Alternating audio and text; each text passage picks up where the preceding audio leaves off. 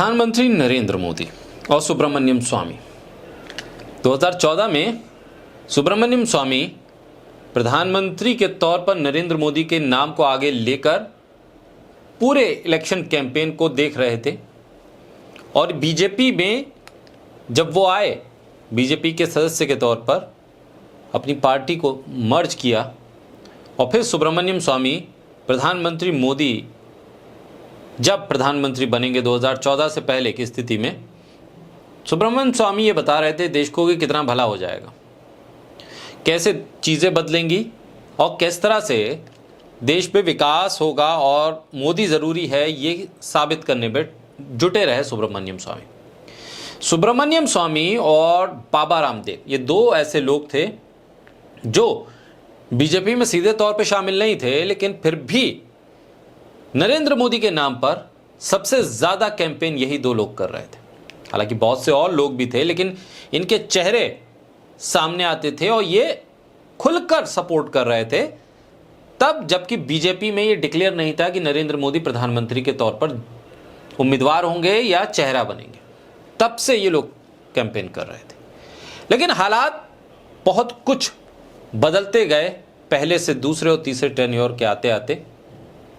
कैसे प्रधानमंत्री के तौर पर नरेंद्र मोदी अपनी लोकप्रियता को जनता के बीच बढ़ाने के चक्कर में अपने उन साथियों को भूलते चले गए या उन साथियों के बीच में अलोकप्रिय हो गए जो उन्हें प्रधानमंत्री की कुर्सी तक लेकर आए थे, चेहरा बनाया था।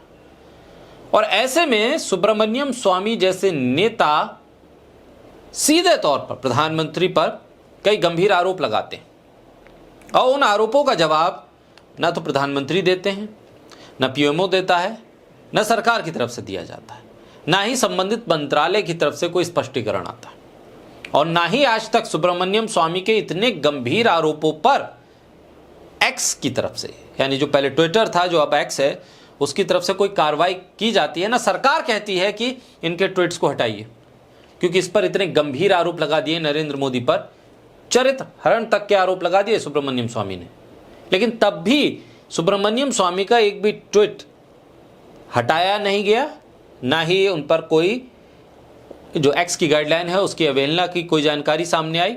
न सरकार ने कहा कि प्रधानमंत्री की छवि खराब हो रही है इसलिए इन ट्वीट्स को हटाइए, न उनको कभी ब्लॉक किया गया, न कभी उनका अकाउंट सस्पेंड किया गया।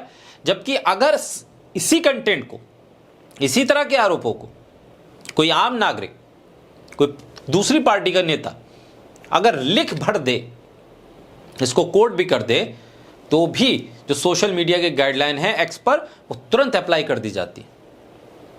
और अगर प्रेस कॉन्फ्रेंस करके इन्हीं सवालों को कोई उठा दे तो फिर देखिए बीजेपी के ताबड़तोड़ प्रवक्ता किस तरह से काउंटर करने के लिए आते हैं। लेकिन सुब्रमण्यम स्वामी में कुछ है ऐसा कि बीजेपी उनको काउंटर करने के लिए कभी आगे नहीं आई। ना ही पीआईबी का फैक्ट चेक यूनिट कभी भी सुब्रमण्यम स्वामी के ट्वीट को फैक्ट चेक करता है, ना ही सरकार का जो मंत्रालय है, सूचना एवं प्रसारण मंत्रालय, जो सोशल मीडिया को लेकर भी नज़र बनाकर रखता है, उसकी तरफ से कभी कोई गाइडलाइन आई। अमेरिका के साथ जो टैरिफ विवाद है, उस विवाद में अमेरिका के साथ रिश्ते तो अब खराब हो गए, व्यापार को लेकर रिश्ते भी खराब हो गए और जो उनके पर्सनल रिश्ते थे वो भी बहुत खराब हो चुके। ऐसे में राहुल गांधी लगातार कह रहे हैं कि भाई आप ट्रंप से डरते हैं इसलिए ट्रंप का नाम आप लेते नहीं, अमेरिका करके आप संबोधित कर देते। रूस के साथ आप अगर जाते हैं तो अमेरिका नाराज हो गया और नाराजगी की हदें पार कर गया।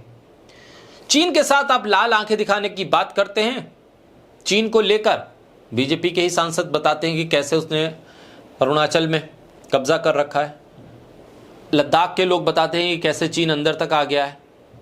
लेकिन राहुल गांधी अगर कह दें तो कोर्ट कहता है कि भाई आपने ऐसा क्यों कह दिया, आप तो देश के खिलाफ काम कर रहे हैं। सदन के अंदर कह सकते हैं लेकिन ट्विटर पर लिख नहीं सकते।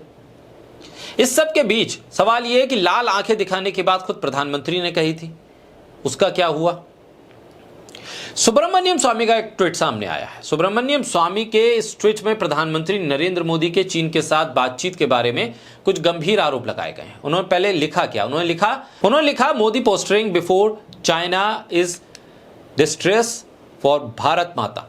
As CM Gujarat, Modi had traveled to Beijing 10 times in 8 years. Vetter was India's ambassador in Beijing and had looked after Modi's culture needs.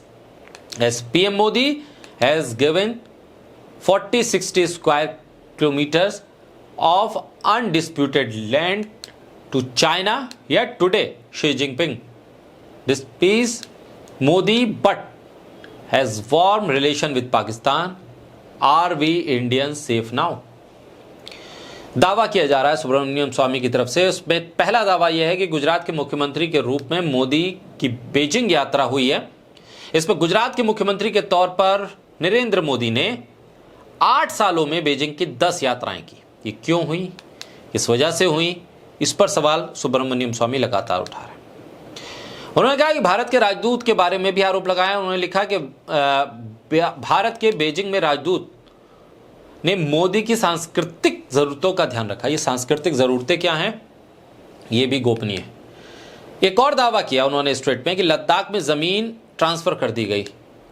आरोप लगाया कि मोदी ने प्रधानमंत्री के रूप में लद्दाख की 40-60 वर्ग किलोमीटर का क्षेत्र चीन को दे दिया।